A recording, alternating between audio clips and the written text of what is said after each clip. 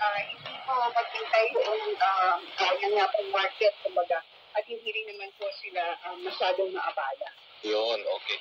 Pero ma'am, ano po reaksyon nyo dito sa naging direktiba ng Pangulo sa Department of Agriculture, maging sa Bureau of Customs, maging sa iba't ibang ahensya, na gawin ang lahat na legal na paraan para masiguro na may sapat na supply ng bigas, meaning yung patuloy na paghabol dito sa mga hoarders at smuggler ng bigas?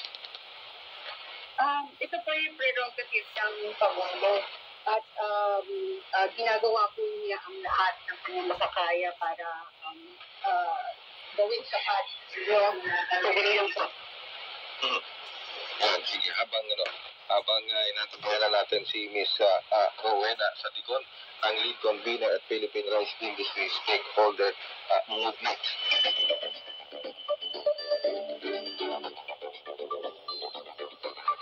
Ayan, kasi medyo maganda yung pinag-uusapan namin ng prison. Attention na po, po sa background. Anyway po, ito pong direktiba ng ating Pangulo ay gagawin po ng lahat ng ating Pangulo para po ma-secure ang ating kasigurahan sa ating pagkain. Maaari pong hindi maganda ito sa paningin at saka sa pakiramdam din po, lalo na ng mga stakeholders. Dahil nga po drastic yung measure, kumbaga. Nakakalungkot po dahil nga po sabihin na namin, sana may paraan. Actually, binibigyan na po namin po sa Pangulo nakaraan na nagpresenta kami. Sana po itong data gathering ay gawin na regular.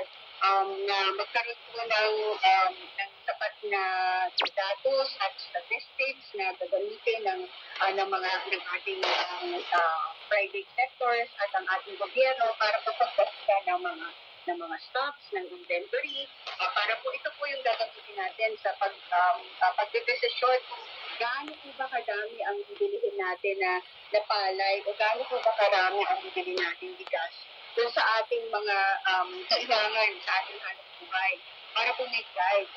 Ngunit dahil nga po nung nakaraang panahon po ng PRTL, ang mga rice dealer po ay under sa NFA. So meron po mga lisensya, doon po nagkakaroon ng sila po yung regulatory body yun.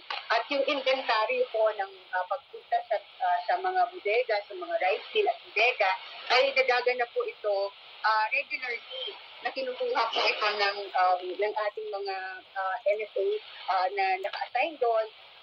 That is part of the regular course of business. Ngunit, wala nga po itong bagay na ito.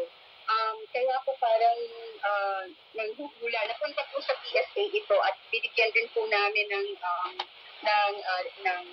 suggestion ng ating Pangulo na sana po yung ating PSA ay bigyan sila ng sapat na budget for yung mga umiikot sa kanila at kumukuha ng mga statistics na ito, ng mga data na ito sa iba't ibang ahensya or rather sa mga private sector para kumanap po ng mga data.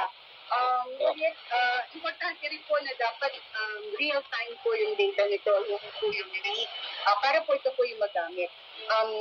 Kaya po nakakalungkot po na dadating po tayo sa ganitong panahon o sa ganitong action para lang makuha natin ang mga data nito. Hindi lang po maganda ang nagiging dating kasi nga po yun po yung kailangan pang kumantong sa ganitong paraan.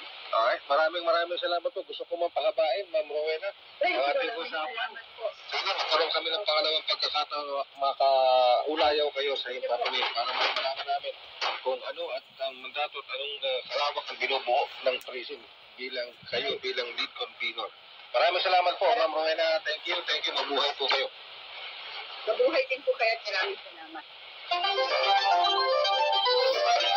Inyong napakinggan ang pagsasawing patawid ng Philippine Broadcasting Service, Radyo Pilipinas, Overseas Filipino Service, mula 1730 hanggang 1930 UTC sa mga sumusunod na frequencies: 9.960 MHz, 12.120 MHz, at 15.190 MHz. Radyo Pilipinas, Filipino Service, sa balita